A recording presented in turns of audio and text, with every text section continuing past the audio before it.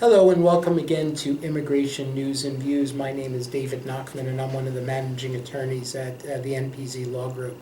And today I have Mina Kosugi here with me today. She's going to help you understand just the basic nuances of the E-2 visa. But I'm going to go into it a little bit now because it's something that a lot of our clients need to be thinking about, because if you don't win the H-1B lottery, and I think there's going to be a tremendous amount of competition because the registration for the H-1B lottery this year is only going to be a $10 fee. And I think a lot of people are going to be signing up for it, which means the competition is going to be tremendous. And with competition so stiff and so tremendous, it's going to be very difficult for people to win this lottery.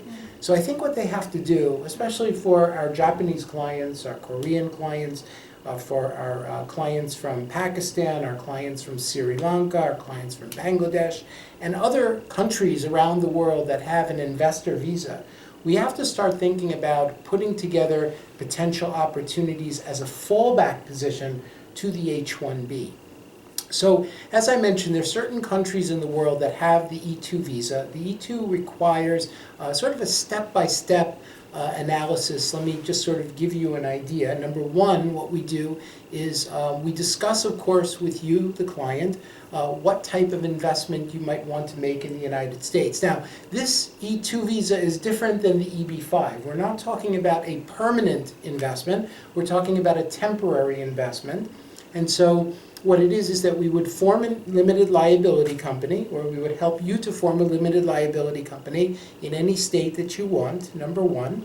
Number two is that you would open up a bank account for that company, and that's done with a federal tax identification number. And then you make a deposit of certain funds, which is the investment, into that company. And it's really important to make sure that that investment of money is coming from a legitimate source. And then you use that money to run your business.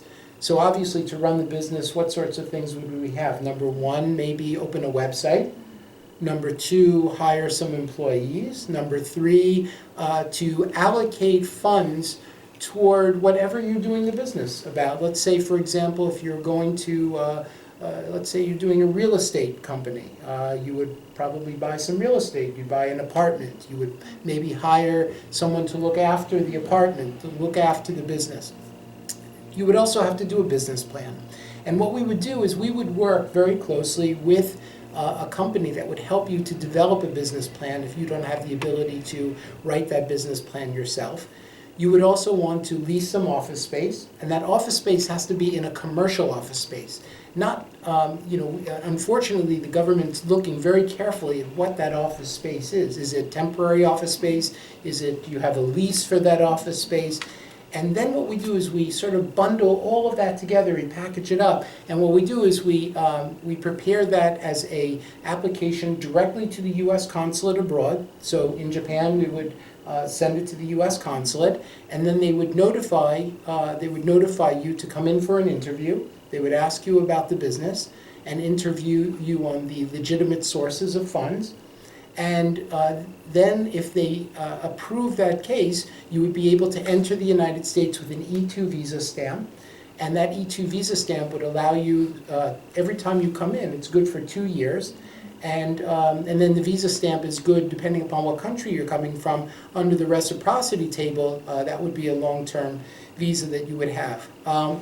So the E-2 is a nice fallback position, and as we get closer and closer to the results of the H-1B lottery being announced, we're going to discuss some other fallback positions that might be available to you. But we want to start getting you thinking about fallback positions now, as opposed to quickly trying to figure them out later on.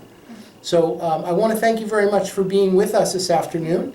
And if you have any questions, of course, you can feel free to reach out for me, or you can reach out for Mina. And you can reach us at 201-670-0006. And my extension is 100. Mina's extension is 112. 112. And you can get our general receptionist at extension 107. So thanks very much for tuning in, and we look forward to being able to assist you. Thank you.